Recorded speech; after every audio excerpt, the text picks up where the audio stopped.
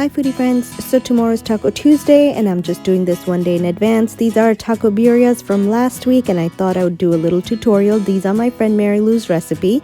Basically you're making a juice for these tacos with some onions, some garlic, some tomatoes, as well as some toasted cumin seeds. We have oregano here, some bay leaves, some cloves, some peppercorns, and then we have 3 kinds of chilies. I have chili de arbol, I have guajillo, and then I have an ancho chili. That's a mouthful to say. And then of course tomato paste, some seasoned to salt, and then my meat that has already been trimmed off of fat, which is not necessary, but I like to do it that way. So put some oil in your Instant Pot. This is an Instant Pot recipe. Really, it's a dump recipe. Really simple. I'm going to infuse my oil with all of these aromatics. I put the chili de arbol in there as well. And then the seeds go in, the cumin seeds. And since these are pre-toasted, you don't really need to cook for a long time. But I do like mixing all the oil in. Once that happens, let's throw in the onions again. Not too much cooking is required. So next goes in your garlic cloves, mix everything together, and then let's sear these meat pieces only to seal some of the fibers in so they don't split too early. This will be cooked for 35 minutes under pressure, so we don't want everything falling off in the soup. We want to fork split it later. Okay, so in goes the remaining ingredients, which is our oregano, our tomatoes, and then we're going to add all of the rest of the 2 chilies in there. Notice how I leave the stems on.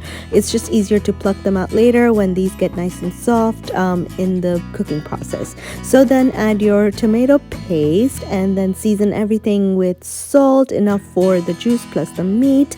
And then I'm going to add water. You can add chicken stock or vegetable stock, but it's not necessary. Look at how many ingredients are going in here. And then seal your Instant Pot, and we're going to cook this on manual pressure for 35 minutes.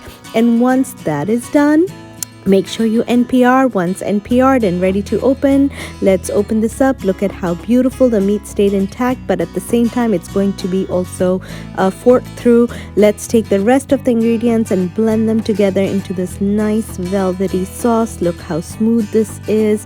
And then also the meat needs to get forked, so I did that with just a fork. Really simple. Fell through, remove the bones and set it aside. Let's get all our other ingredients ready. Some tortillas, cheese, and then I made a pico with onion, cilantro, and lemon juice. What we're going to do is take a tortilla, heat up our pan, of course, and then dip your tortilla into this juice that we made and shake off all the excess before you bake this, or you fry it basically in a non-stick pan. I forgot the oil on my first tortilla. On the next one I did use some.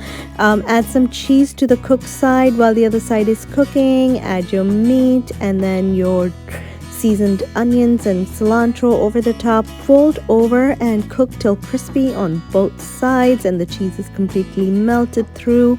And then once that happens, you're going to serve this with a side of the juice and dip your taco in there and take a bite. It is so yummy. We served our tacos with some elote last week, which is just Mexican style street corn. I will be posting a recipe for that. Enjoy Taco Tuesday, guys, and you know the drill. If you make these, please don't forget to tag me.